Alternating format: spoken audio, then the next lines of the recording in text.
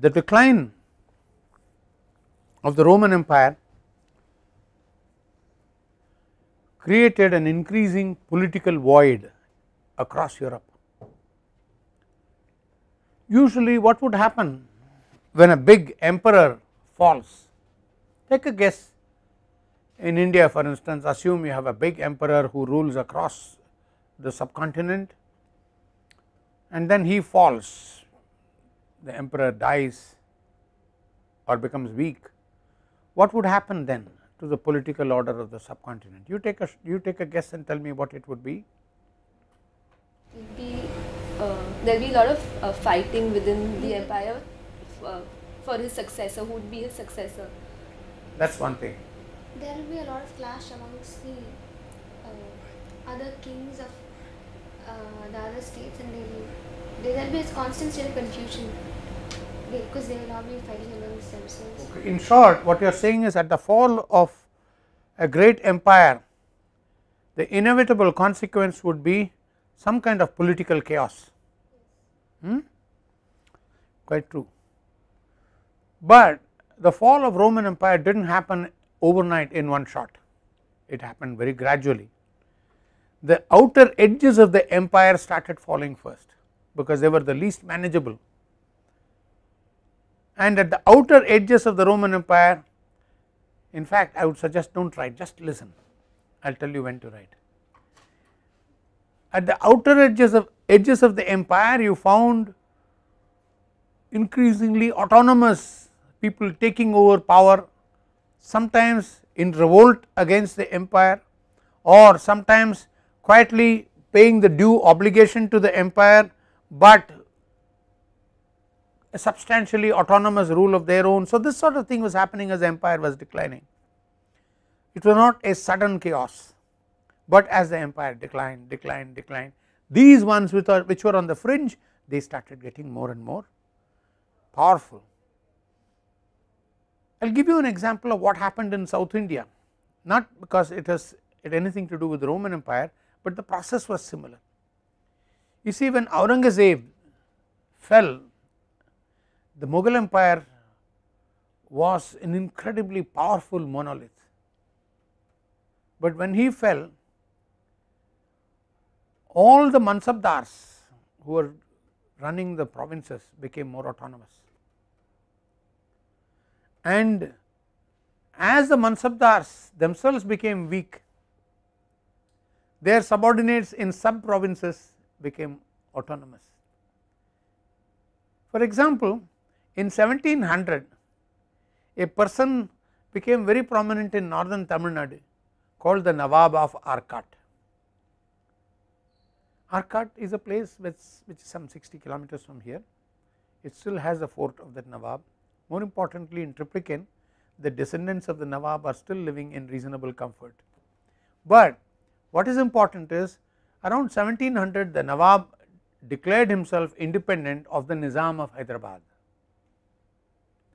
who himself was a representative of the emperor in Delhi.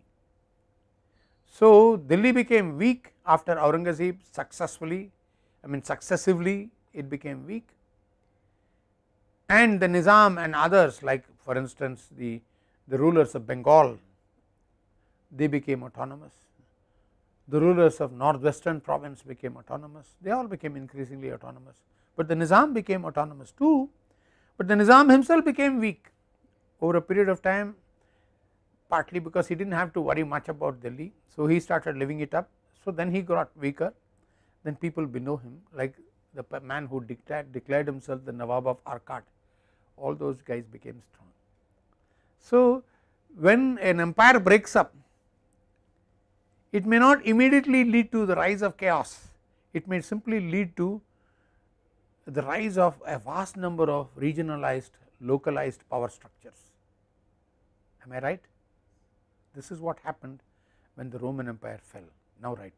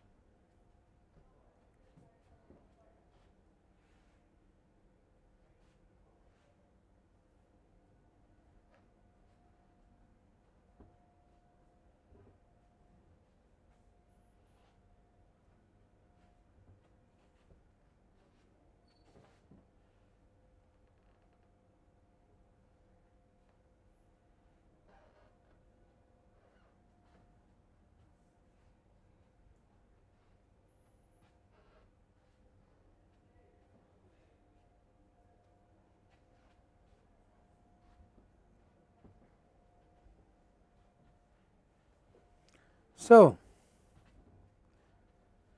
all these outlying marginal seats of power started growing as the empire became weaker and weaker,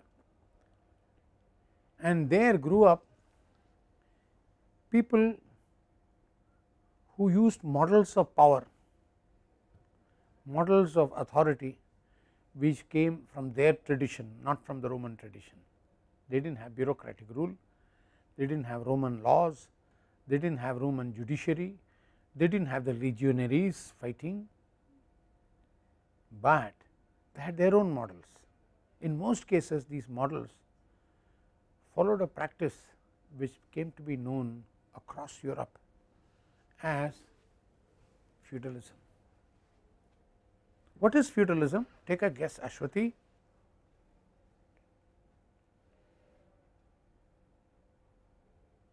One person controlling a piece of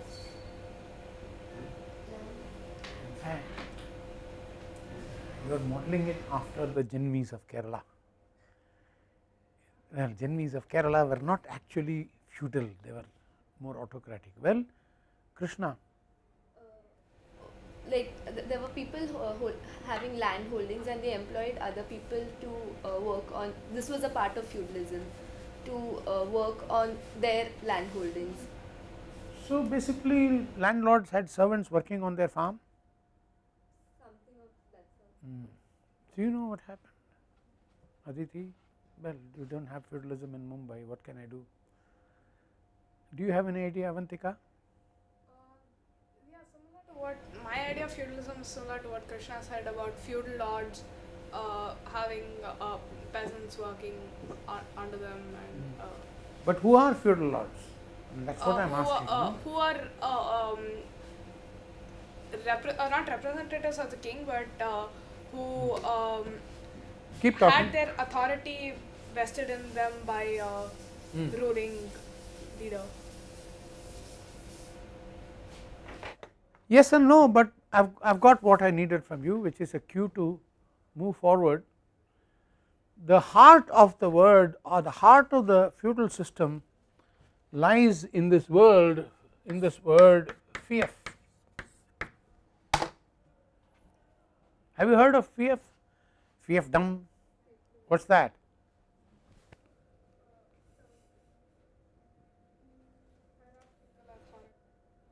Lovely. Hierarchy, right. Basically fief is a bond of loyalties in a hierarchical system of power. Do not write yet, you got to get used to not writing. So fiefdom, fief is a bond of loyalty across different tiers of hierarchy, which bound the hierarchy together, which held the whole system together. I am giving you an example which is not a specific example of anywhere in Europe or in Japan, but essentially what might be typically illustrative. There is a man who has a chieftainship of a particular area, say about 100 kilometers, square kilometers is the extent of the area he controls from, say, some town like Arcot, right. I am just using Indian names so that it will be familiar, instead of my saying Hamburg or Luxembourg or something. So you have the chief of Arcot, and the chief of Arcot under him has maybe a bunch of fellows called talukdars. Each of them has smaller parcels of, each of them has authority over smaller parcels of land, maybe called a taluk, right, and each fellow has a taluk which is his domain, his territory, and the Arcot's chieftainship not only covers all these talukdars who are under him, but the Arcot chief himself is a talukdar who is bigger than all of them. So he has a relationship with these talukdars, when the Arcot chief goes to fight, these talukdars will have to provide certain number of men to fight, certain number of horses and certain resources, certain amount of grain, certain amount of gold, whatever is it takes to fight a war. So that is their obligation. In return, it is the job of the chief to make sure that this talukdar is not harassed by any other taluk, that his autonomy, his sovereignty is protected. So it is an interlocking power hierarchy. The power of the chief in Arcot derives from the power of the talukdars in their areas, and in turn the chief of Arcot guarantees the further sustenance of the power of the talukdars in their taluk. This is one level. Then the talukdars under them maybe have a bunch of fellows in every taluk, maybe they are called zamindars. I am just using names at random. Maybe a taluk has 10 zamindaris or 5 zamindaris. These are smaller fellows than talukdars, smaller territories, maybe 1/5 of a taluk or 1/10 of a taluk or whatever, but underneath each of them there are a bunch of fellows who work on the land. The early forms of this relationship, these fellows are all tied to land, in the sense that if that zamindar sells off his land, that land goes with these workers, right, or better still, those workers cannot be sold like slaves, they are locked with the land, they are with the land. These fellows at the bottom, the tillers of the soil at the moment, let us call them that, they have a little parcel of land for their own which will sustain them, but in order to have the privilege of having that parcel of land which will sustain them, they have to work the lands of the zamindar. If I have 2 acres of my own land, and if I have 2 acres which I can till which is my own, then I will have to till 5 acres which belong to the zamindar. So I sustain the relationship between me and him through this bondage, the bondage of labor. And if the zamindar sells the whole zamindari, then all the serfs in that place get transferred to the new owner, right. This relationship with the tiller to the immediate boss, which we call zamindar here, in Europe this person used to be called the lord of the manor, right, and the system used to be known as the Menorial System, and more importantly the relationship was called serfdom.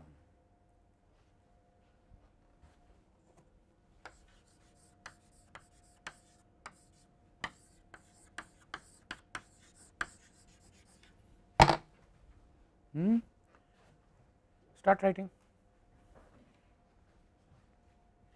Incidentally, you boys, the rules of the game are, you just listen to me, and when I say write, you start writing, and then when I start speaking again, you listen.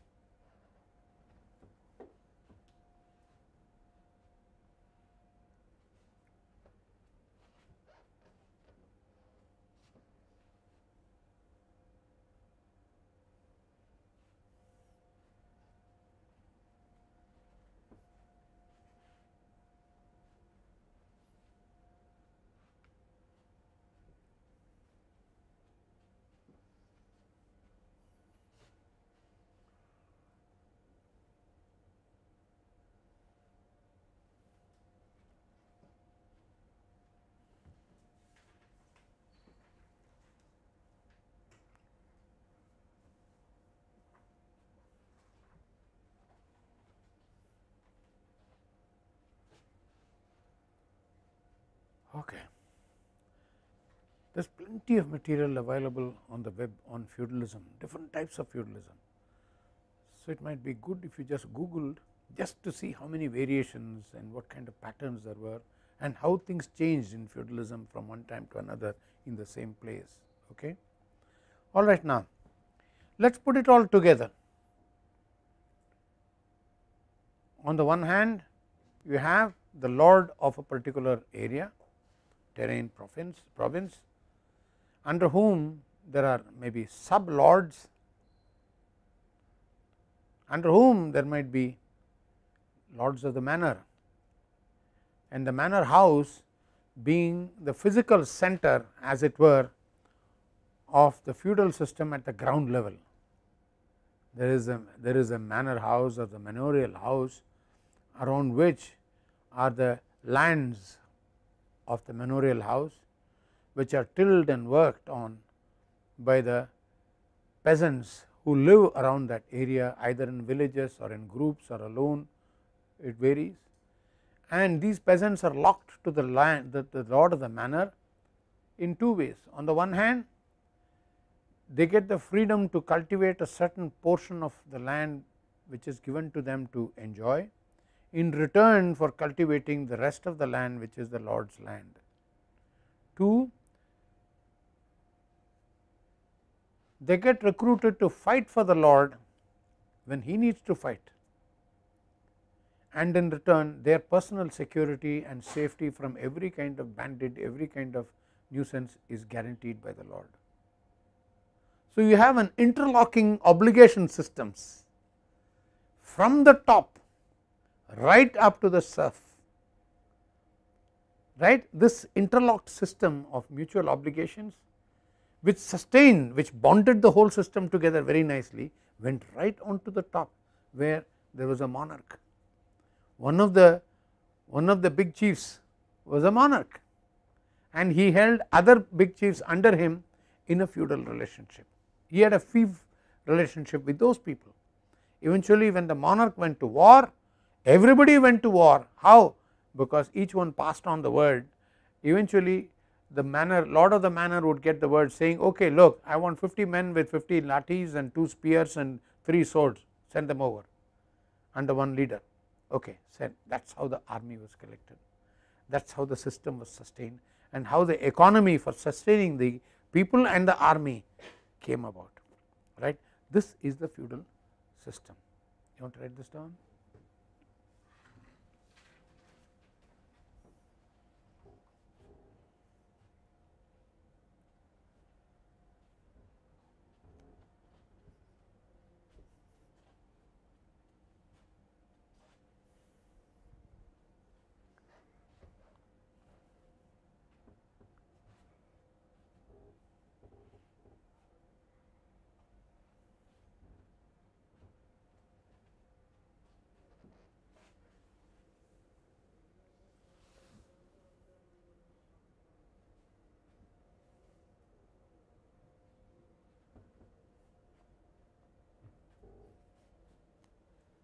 All right.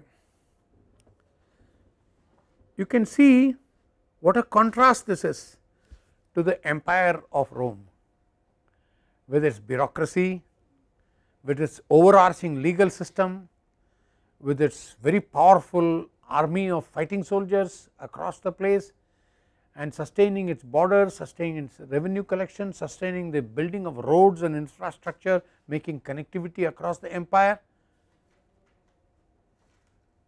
It was very hard to hold that system together, but feudalism had the advantage of not having any of those structures, but it just held itself together because everybody looked after everybody else. So, feudalism came to replace vast territories of Europe as the next authority system after Roman Empire, and feudalism grew, feudalism expanded, and along with this also came stagnation, because if you guarantee security, If you guarantee everything, then how do you extract what you need to extract from somebody, right. So, there is always a potential of a tension across the hierarchy in feudalism. 2, there is a certain part of the country which did not come under any of these feudal tiers of hierarchy and obligations. Those were the parts of the country which were towns. All this is fine, lord of the manor, the territory, the serfs, and then the chief, it is all rural. So, the big aristocrats of the rural area and the serfs at the bottom, this is, they are linked together through a chain of hierarchical connections, but the towns had none of this. The towns were there to support the merchants, the traders, the artisans. In other words, the whole manufacturing sector of the economy was in the towns. They were not regulated by this feudal hierarchy. The towns were independent. The towns, the organization of the towns was through the organization of guilds.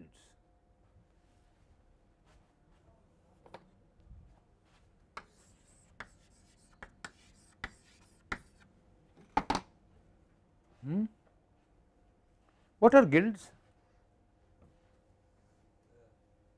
Society is specific to one particular art form or sector or whatever. Nice. Say that again. Society is specific to one particular art form or particular trade. Trade, yeah. Okay, the guild of blacksmiths, the Yeah. guild of carpenters, the guild, and so forth.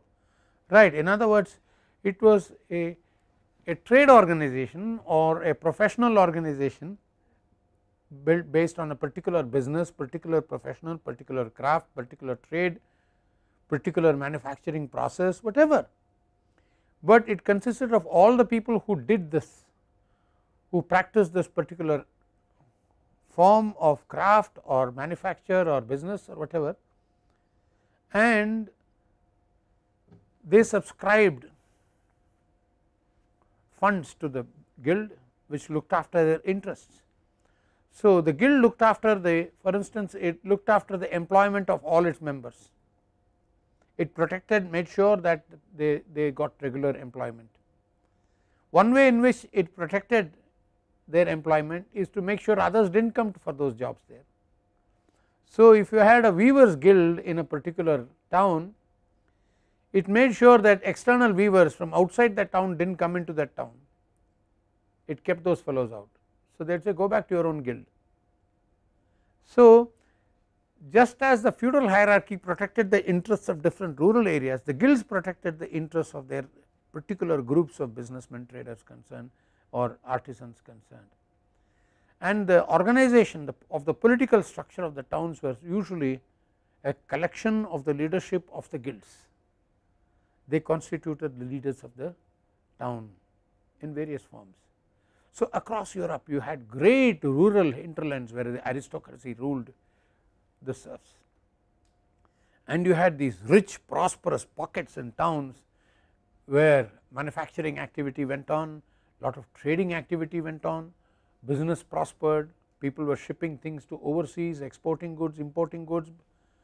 That was the other center which was completely autonomous of the aristocracy. So, you can see that if these traders and merchants and artisans wanted to transport their goods from one town to another, they had to go through the hinterland of the aristocrats' rules, the feudal interior, and that is where they got taxed. They would say, okay, you are passing through my territory, you have to pay so much tax. Then 10 miles further down, the other fellow will say, you paid him, you pay me now.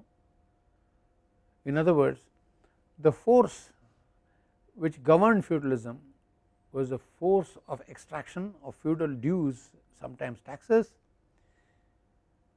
which was hostile and in contradiction to the force that governed the towns, which was growth, prosperity and manufacture. So, eventually there are two elements of contradiction that grew up in feudal Europe. One, in the country it was the serf versus the lord. the aristocracy versus the serf, and in the territory as a whole the contradiction between the town and country. The town was completely different in every sense of the word to the country, and the country did not like the autonomy of the town because it is a threat to the country, and the town did not like the imposing extractive behavior of the country. So, feudal contradictions developed both in the country and between the country and town as time passed. You want to write this down?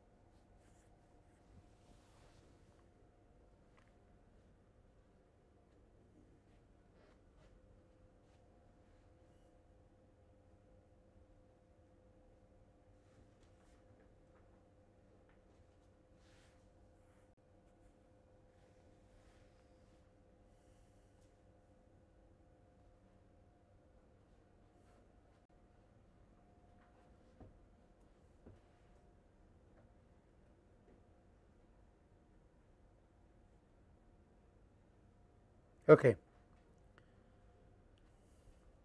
The church had its own role in all these things.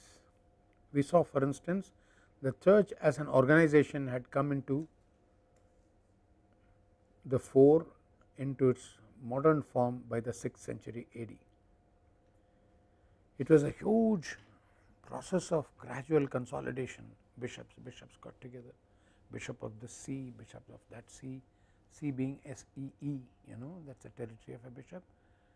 So, gradually cardinals, archdukes, and eventually they all got together in what is called the College of Rome and elected a pope. So, the pope became the titular and religious leader of the whole of Christendom. By the 6th century this had come into existence. Now, so the church connects people from the smallest villages, smallest hamlets, from the tiniest slum in a town to God. It is a mediator between man and God. It is an immense organization, again many layered, many tired. You had the pope, you had the cardinals, you had archdukes, you had dukes, then you had bishops, right, you had archbishops, you had bishops, and then you had the parish priest who was dealing with the Christian flock.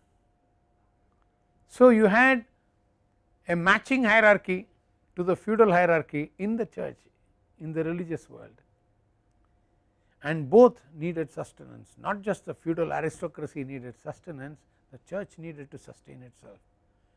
It had to employ all these people, it had to look after itself, and gradually therefore the churches started building assets.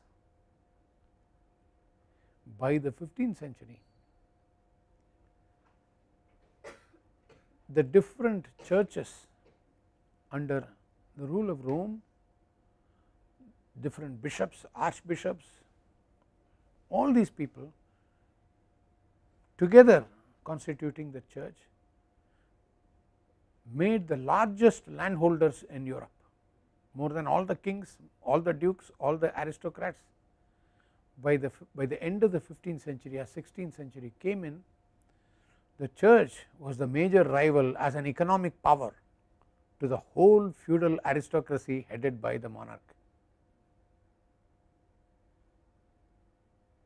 And the church also found its way of trying to extract things from the town. However, saying that the church was an economic rival to the aristocracy is only saying one part of it. The power of aristocracy grew by the use of the church, by use of religion, and for this the church extracted its penny. How does this happen? How did religion come into play in the bond across the feudal hierarchy? Let us look at that, but before you might like to write this down.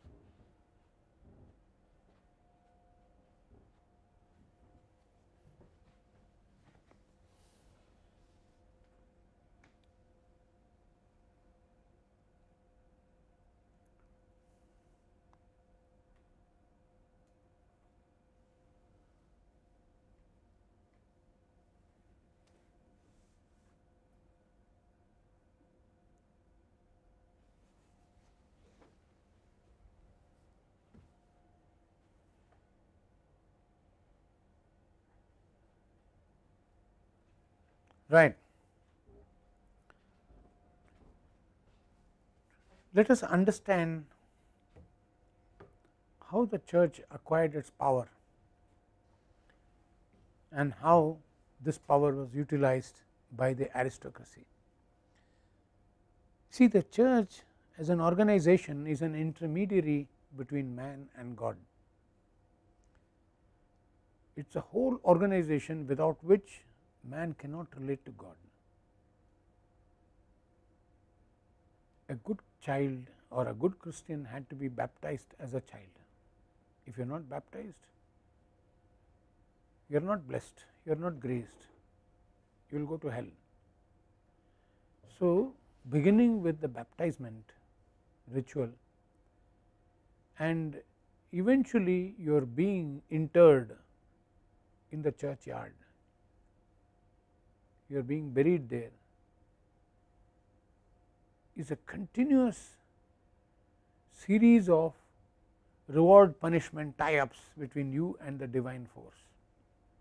For example, if you are not a good Christian, your child might not be baptized, and who says you are not a good Christian, which means the local parish priest must be happy with you as a good Christian, which means you are making a regular contributions to the parish, you do things that and so forth.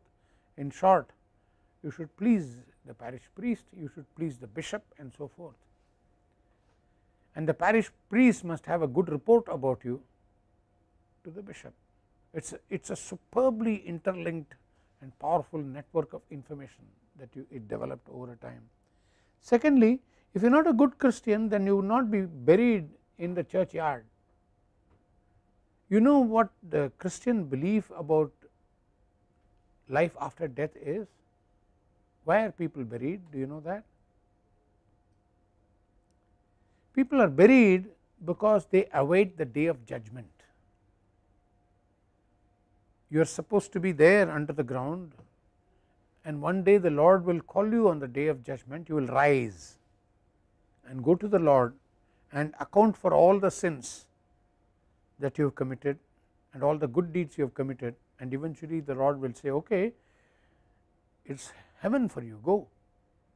Then on the day of the judgment you might go to heaven, or worse still, on the day of the judgment the Lord will say, you have been so nasty, such a horrible sinner, you should be roasted alive in hell, go. Then you go. So, the soul either goes to heaven or hell as per the verdict of the Lord in the day of the judgment. So, you wait in the churchyard under the ground for your soul to be seeking its own salvation. That is Christian theology, and you do not get entitled to any of this process if you are not baptized in the beginning. If you are not dipped in the holy waters, anointed with the holy waters and told you are a Christian, you are blessed by the Lord, then you are a Christian, otherwise you do not get benefit of any of these. And then you do not get married as per the rituals of the church, so that you can reproduce more Christians. So, you can see that from birth till death the fate of your soul hangs entirely in the hands of the church. This was the power of the church. As a result, the church could have a reign of fear across the population, and therefore, there were two sources of fear, there were two sources of exploitation in rural Europe in the Middle Ages. One was the aristocrat and his hierarchy of people eventually extracting their bit from the serf, and the other the church extracting its bit from the serf again, because the soul of the serf has to be salvaged. So, it was a parallel process of extraction, and at the higher level they cooperated. The church leadership lived truly aristocratic lives, the bishops and archbishops and our cardinals, they lived immensely rich, opulent lives, and they shared lifestyles with the aristocracy. The big difference was the members of the church did not marry, whereas the aristocrats married. Otherwise, there were two parallel regimes, one administering to the spirit of the Christian and administering the other administering to the physical security of the Christian. So, you can see how the church and the feudal aristocracy grew hand in hand. Would you like to write this down?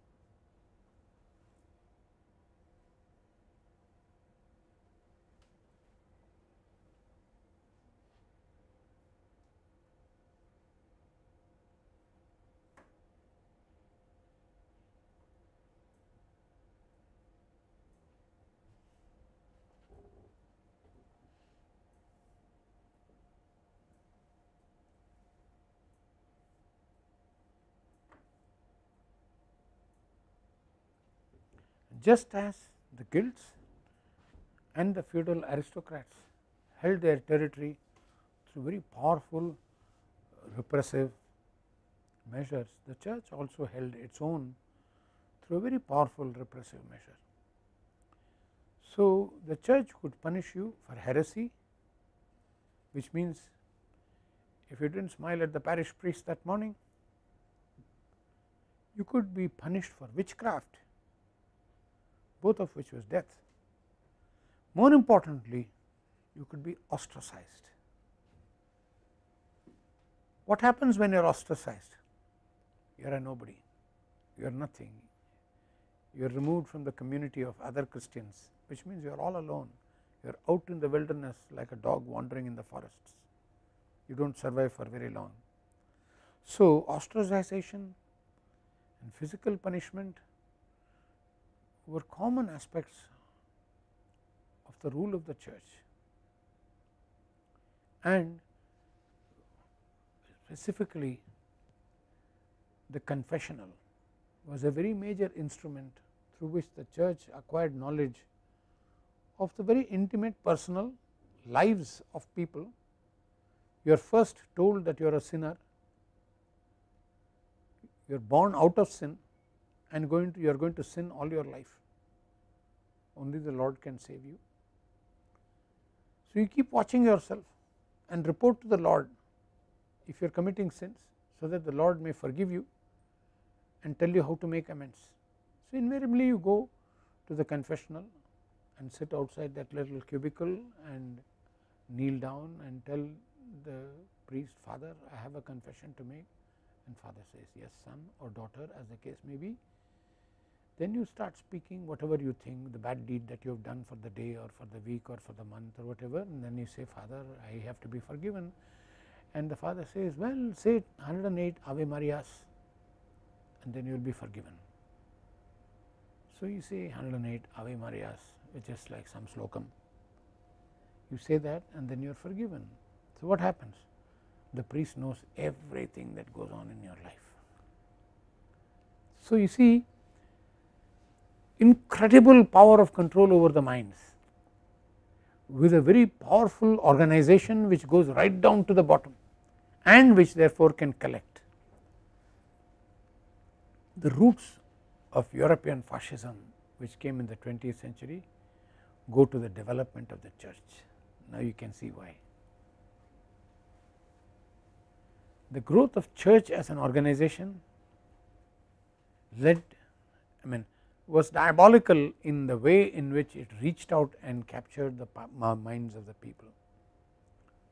But this diabolical reaching out was also partly in favor of the aristocracy.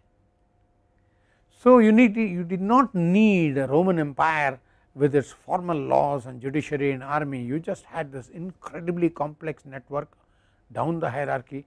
Everybody is looking over everybody else's shoulders. It is a very stagnant, non-growing, non-changing universe which can go ad infinitum, right. So, this was why Europe in that period was known as Dark Ages. Medieval Europe was known as Dark Ages because it was almost as if the whole of Europe was frozen in time with nothing moving, nothing happening till the 13th, 14th century. You want to write this down?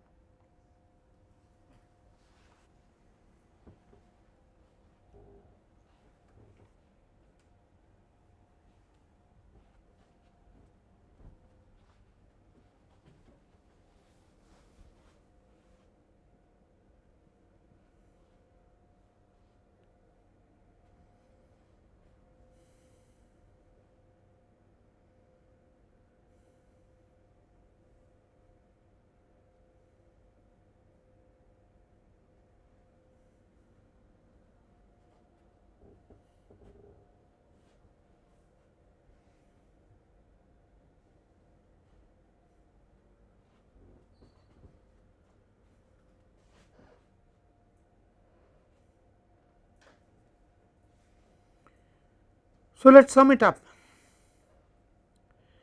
We have in this 2 sessions travelled a huge distance. We have travelled a huge distance, initially a 200-year period which was the period of great rise and then fall of the Greek civilization, and then how some of the cities on mainland Italy which were Greek cities started growing on their own independently, and from there on grew the great civilization centered around Rome, the most powerful of those cities called the Roman civilization. A lot of the antecedents for the growth of Roman civilization lay in what they learned as Greeks, and then they built on their own a big language, a big culture, a powerful army, a tremendous administrative machinery, a powerful judiciary. Most of European law, most of law in most European countries goes back to Roman law. Even the terminology is Latin. So, it is a very powerful culture. Civilization grew around Rome, and there was a continuous problem in Rome of its internal contradictions. The very size becomes its manageability problem. And secondly, as more and more members of Roman bureaucracy and Roman army come from outlying distant tribes and groups, the ability to manage them into a loyal, manageable single whole becomes more and more challenging. So, eventually internally there is a crumbling force in the Roman Empire. Externally they are constantly under attack by the barbarians, and eventually Rome crumbles, and eventually the Roman Empire crumbles. But part of this business of growth of Roman Empire is the growth of Christianity. Initially Christianity is full of martyrs. Christian martyrs suffered for 200-300 years under Roman rule in Rome, but eventually the moment the Roman emperor became a Christian, then Roman Empire became a Christian empire. So, by the 6th century Christianity had grown beyond the Roman Empire which had by then crashed into its own power, and this time in collusion with the new political and social order which grew up in Europe, feudalism. So, feudalism and the church hand in hand grew, prospered till about 12th 13th century. The contradictions in feudalism, one in the country between the serf and the aristocracy, and between town and country on the other hand.